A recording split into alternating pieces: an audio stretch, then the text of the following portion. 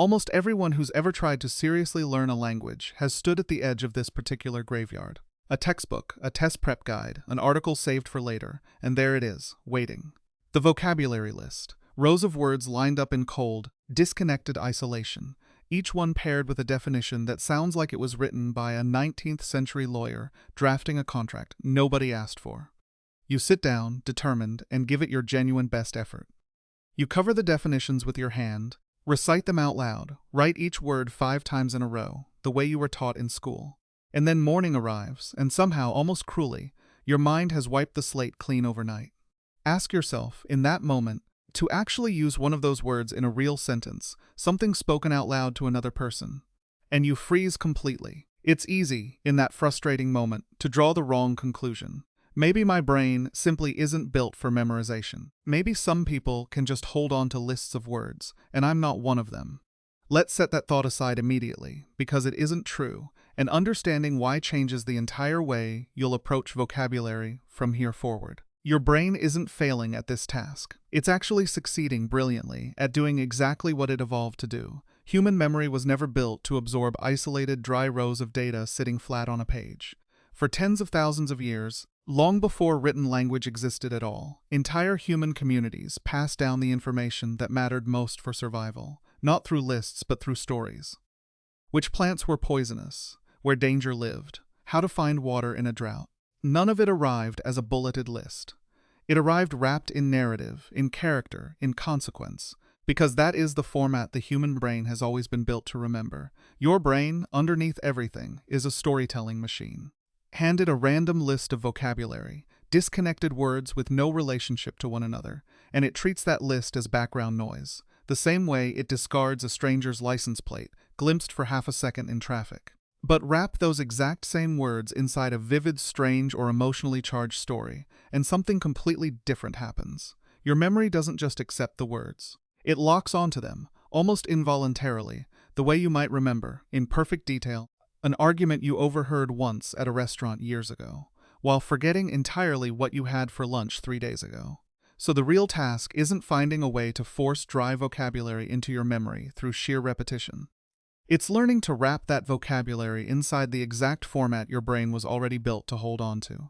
Building this kind of mini-story doesn't require you to be a novelist, or particularly gifted at creative writing, and it certainly doesn't require an entire manuscript.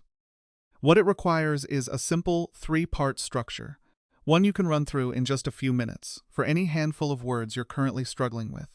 The first piece is a character, and it matters more than it might initially seem. Don't simply write a flat, generic sentence for each vocabulary word in isolation.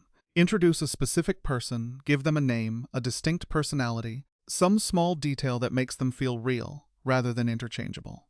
The instant a story becomes about someone specific, rather than an abstract, faceless subject, your brain gains a concrete visual anchor to hold on to, something it can actually picture. The second piece is conflict, some kind of problem or tension that gives the story somewhere to go. A story with no obstacle simply drifts, and drifting stories are forgettable stories.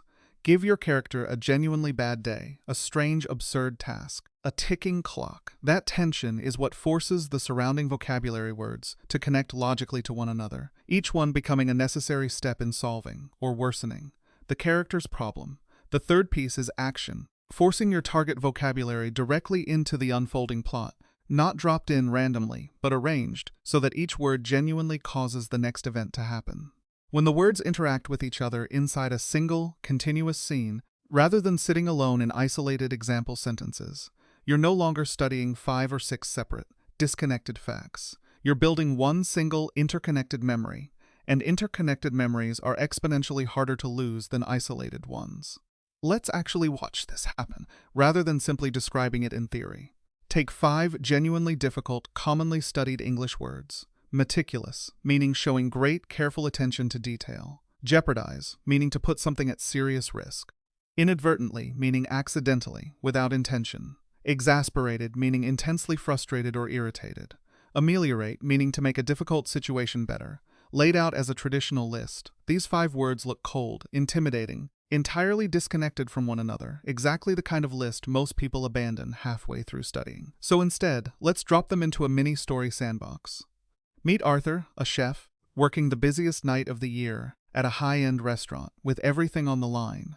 Arthur was known throughout the kitchen for being meticulous, spending long, careful minutes aligning every single sprig of parsley on a plate with something close to surgical precision. But tonight, the busiest night of the entire year, a single mistake had the power to jeopardize the restaurant's long-awaited shot at a prestigious award. In the middle of the chaos, rushing past the counter under pressure, Arthur inadvertently knocked an entire bottle of fiery chili oil straight into the restaurant's signature dessert sauce.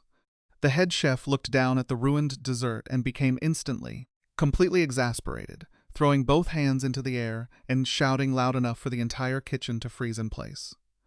Desperate to save his job and somehow ameliorate what looked like a total disaster, Arthur grabbed a bowl of fresh cream and sugar, blending it quickly into the spicy ruined sauce, and, almost by accident, created an entirely new flavor the customers ended up loving more than the original. Notice what just happened inside your own mind while that story played out. You weren't staring at 5 abstract dictionary definitions anymore. You could see Arthur, hunched carefully over a plate, arranging parsley with obsessive precision. You could feel the tightening pressure of an entire restaurant's reputation hanging on one busy night. You could practically hear that bottle of chili oil crash into the dessert sauce.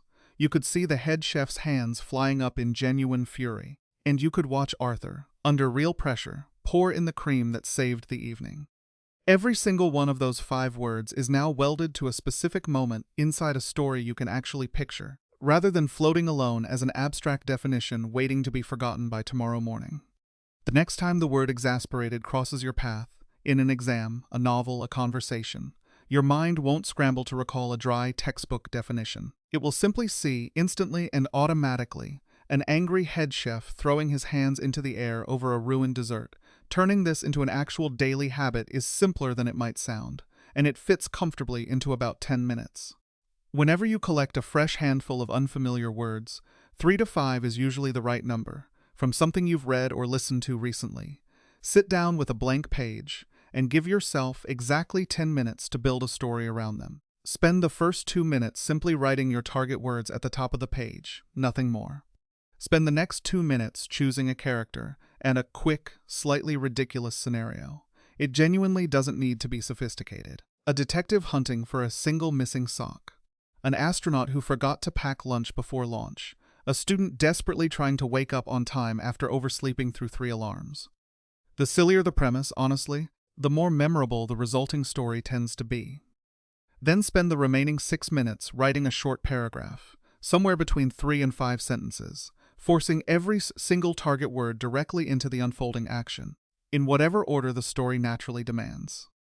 As you write each word into the scene, mentally mark it, notice it, let it stand out slightly from the surrounding sentence, so your attention lingers on it just a beat longer than the rest. That single act of construction, building an original, if slightly absurd, micro-story from scratch, engages a much deeper level of cognitive processing than passively reading a definition ever could.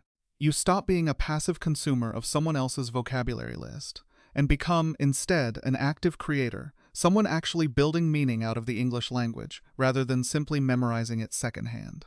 That creative effort itself sends a clear, unmistakable signal to your brain.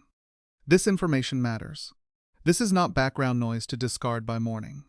And information marked as mattering gets treated very differently by the brain's memory systems than information encountered passively, without any real engagement at all. So stop treating vocabulary growth as a grim, repetitive chore, something to be gritted through with flashcards and endless recitation.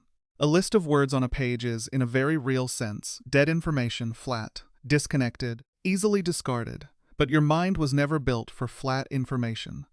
It was built for motion, for character, for consequence, for story, the exact format human beings have relied on to remember what matters since long before anyone ever wrote a single word down. So here's where to actually begin right now, with 3 specific words. Erratic, meaning unpredictable, irregular, prone to sudden change. Scrutinize, meaning to examine something with intense, careful attention. Console, meaning to comfort someone who's upset or disappointed. Take 5 minutes, right now if you can, and build one small story around all 3. Give it a character. Give that character a quick, specific problem. Weave all 3 words directly into how that problem unfolds, and how, if it does, it eventually resolves. Because the next time one of those three words appears somewhere unexpected, in a book, a conversation, an exam you weren't quite ready for, it won't arrive as a fragment of a forgotten list. It will arrive already alive, already yours, carrying its own small story right along with it.